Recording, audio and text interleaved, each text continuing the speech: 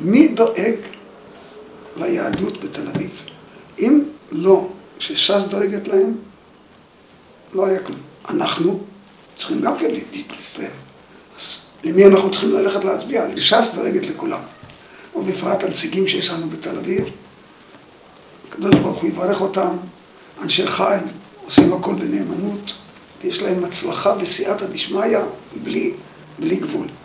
התפילה שלי, שהקדוש ברוך הוא ימשיך את הסייעתא דשמיא, ושנצליח לדאוג לתל אביב של מעלה. רבותיי, אני חבר מועצת חכמי התורה.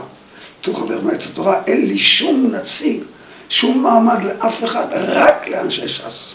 אהובי וחביבי, הרב זבולון, שהקדוש ברוך הוא יברך אותו בכל הברכות שבתורה, שהוא עושה הכל לשם שמיים, וחפץ השם בידו יצלח, ויש לו המון סייעתא דשמיא בגלל שהוא עושה הכל לשם שמיים.